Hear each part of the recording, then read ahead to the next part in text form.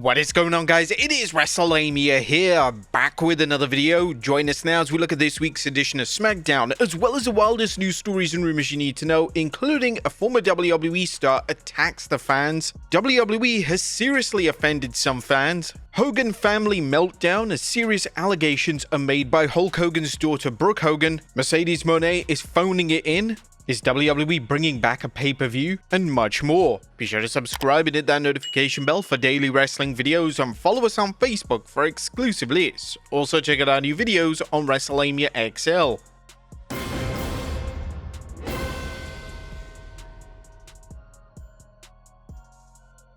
Now, as always, we won't recap the show, but just look at the good, the bad, and the downright ugly. As always, we start off with the good, is number 1, hot opening promo exchange. A SmackDown from London kicked off with a wholesome promo segment between Cody Rhodes and Randy Orton. The segment basically saw Orton run through Rhodes' entire history before endorsing him for WrestleMania 41. Now, Orton did state that he is coming for the world title number 15 following WrestleMania, which is a seed for a potential summer rivalry between the two friends. Was that more or less a given that Cody is going to retain at WrestleMania? The two were interrupted by Drew McIntyre, and McIntyre is another name coming for the WWE title. The promo segment was effective and full of star power.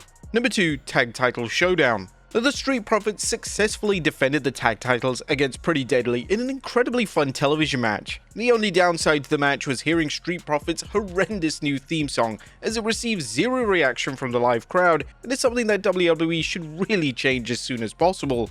Number 3, a new Hall of Fame concept. During SmackDown, it was confirmed that WWE will begin to induct matches into the Hall of Fame. For the 2025 class, Bret Hart vs Stone Cold from WrestleMania 13 will be inducted. This match is considered by many to be the greatest match in WrestleMania history, and both legends will be on hand to induct the match.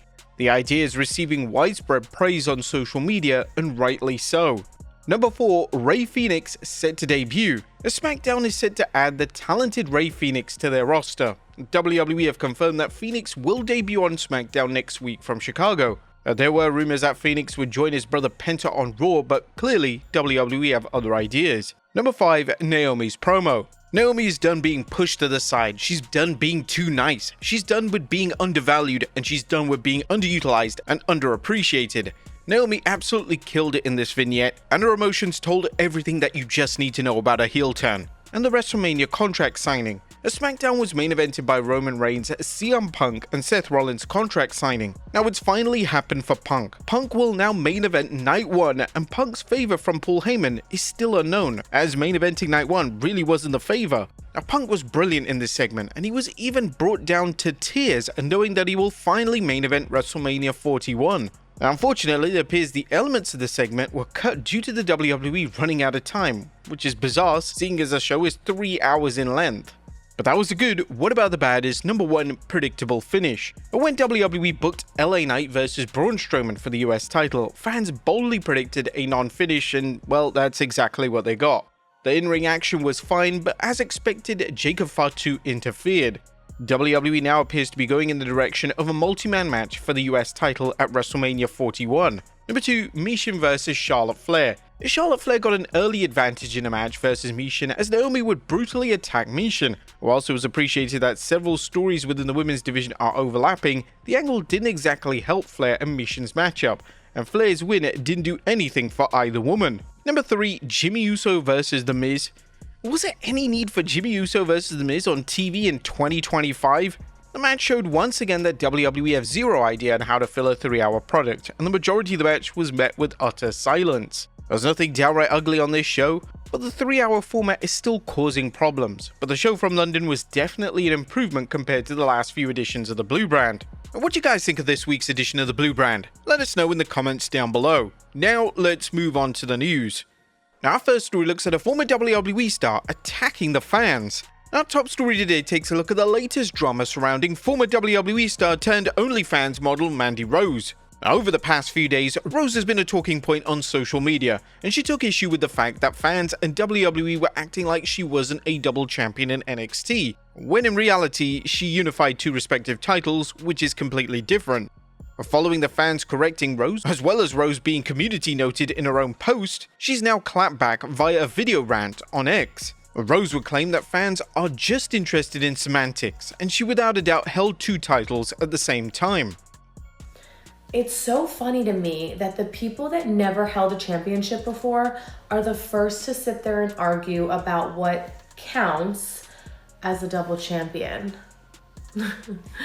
Listen, y'all can argue semantics all that you want, but I still held 2 titles at the same time. Yes, unified them. Thank you. And call it what you want. Who cares? Double champion, Mandy 2 belts, undisputed, badass, whatever. It still doesn't take away the fact that I did it. So, y'all can keep fact checking over there and I'll just keep winning. Mwah. Have a great day. Rose clearly misunderstood what the fans meant, but for whatever reason, she's refusing to back down. Rose was released from WWE due to adult content, and while there's been rumors of a return at some stage, behavior this kind isn't exactly going to appeal to WWE officials.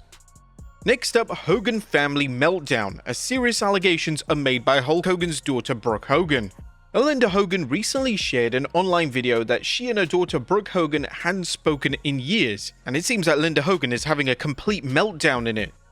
It's been 15 or longer years since I left Hulk Hogan, and my family is in the worst mess. Brooke doesn't talk to us. She's had twins. She got married. She didn't tell us. She had twins. She didn't tell us. She had a huge fight with Terry.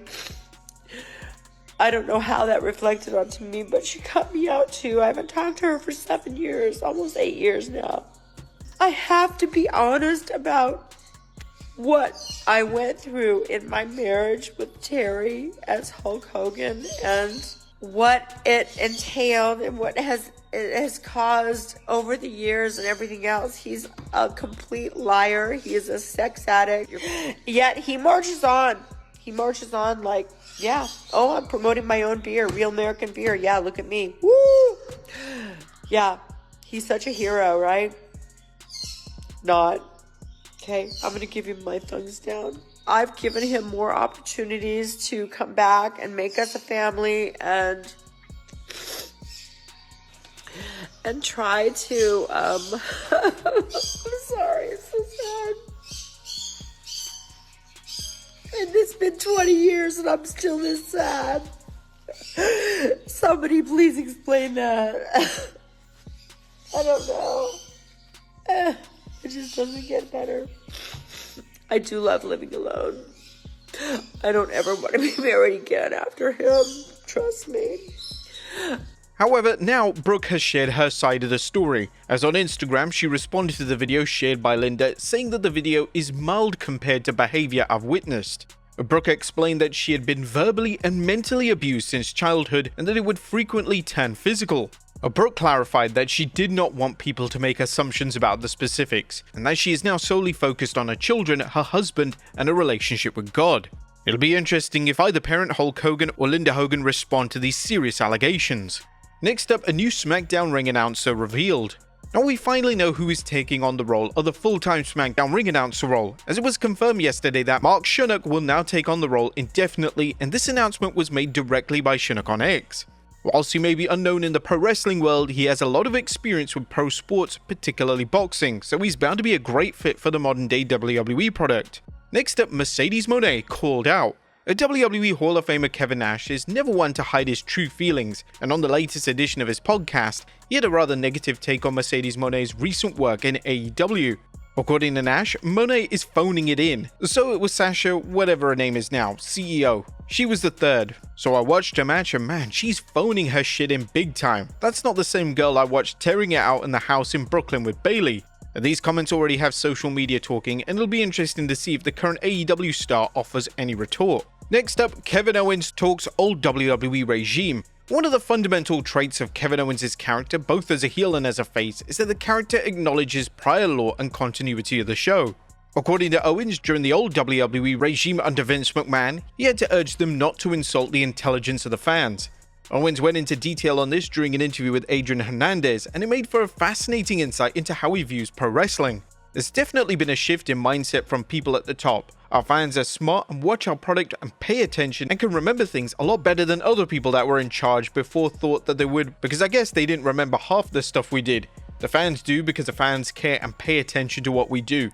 I had arguments with the people in charge before. No, this happened 3 weeks ago. They're gonna remember. They said, no they won't. Yes they will. You're insulting their intelligence by pretending they won't. This shift in WWE to focus on established lore and continuity is one of the elements of the product that has received endless praise, and for very good reason.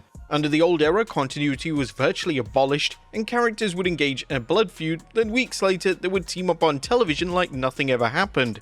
It was highly detrimental to the quality of the WWE storytelling, and it highlighted that WWE truly didn't care about the stories they were trying to get the fans to invest in. Next up, The Rock for US President. And whilst it appears that The Rock has no concrete plans to run for office in the US, one legendary name has endorsed him to become US President in the future. Hulk Hogan, who took on the final boss at Wrestlemania 18, was interviewed by Going Ringside, and according to Hogan, if The Rock can run for office, he could legitimately win. He'd probably win. He's got a great following. He's built in an audience that's been with him for over 20 years, you know. I kinda like cracked the door open in Hollywood and he kicked it off its hinges. So, you know, if he ran, I don't think he's interested right now, but down the road, he'd make a great president. Now, The Rock is one of the busiest men in the world right now, and he would have to sacrifice a lot to get involved in politics. Nevertheless, Hogan is probably right, and if The Rock did enter the crazy world of politics, then he'd likely be extremely popular, especially with the younger demographic. Next up, WWE Offends the Fans. Chad Gable's new luchador gimmick hasn't been well received by everyone, as according to the latest Wrestling Observer newsletter, fans in Mexico and Latin America aren't happy. Gable doing the El Grande Americano comedy gimmick, pretending he's not himself but a lucha libre legend, has not gone over well with many fans in Mexico and Latin America. I think WWE just saw it as comedy, not realizing that in Mexico in particular, there is a very negative connotation of the US due to the government's actions perceived as anti-Mexican. Donald Trump wanting to rename the Gulf of Mexico to the Gulf of America is a lightning rod. WWE billing Grande Americano from the Gulf of America as comedy rubbed salt in the wound. Ernesto Ancampo, editor-in-chief of Super Luchas, wrote, "This is an insult on many levels, both to Mexican wrestling and to Mexico itself. They could have left out the Gulf of America reference and at least tried to write the character's name in proper Spanish." Now, WWE are prone to pulling gimmicks, especially in the PG era, if they cause offense. So it's entirely possible that's what occurs here. Next up, WWE bringing back a pay-per-view. It was reported earlier this month that WWE could potentially be looking to bring back the all-women's pay-per-view, Evolution. Now it does indeed look like Evolution 2 is happening and it will go down in the summer. The news was reported by WrestleVotes via X saying, after speaking with sources, we can now confirm WWE is set to bringing back the highly anticipated Evolution PLE this summer. The return of the all-women's event is expected to be officially announced before WrestleMania. Credit to Corey Hayes, who had heard rumblings of this rumor weeks back. Now, this is great news for the women's division, as the return of the popular PLE event has been in demand for some time. The prior show was main evented by Ronda Rousey vs Nikki Bella, and the women's roster had developed so much since then that WWE could truly deliver a spectacular PLE match card. And finally, WWE to debut a new documentary. Our final story today takes a look at the announcement of a new special WWE documentary. Due to various factors, including a questionable main event, Wrestlemania 9 is one of the most infamous events WWE have ever delivered, and on paper, it's the perfect topic for a tell-all documentary. The Peacock documentary will reportedly explore the controversial moments from the event, most notably the night Hulk Hogan left as WWF champion.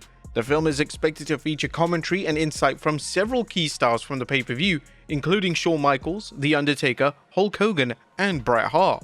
WrestleVotes was the first to drop the news, and they also added, "It's always fascinating when WWE chooses to focus a documentary on a single event. Wrestlemania 9 is a unique pick, not only because Wrestlemania 41 is also taking place in Las Vegas, but also because many of the stars from that night are still with us and able to reflect on the event firsthand." Now, it's unknown when the documentary will drop on Peacock, yet it's likely to be released before WrestleMania 41. But there you have it, folks, our look at SmackDown, as well as the wildest news stories and rumors you need to know. Be sure to leave your comments down below, and I'll see you next time with some more wrestling content.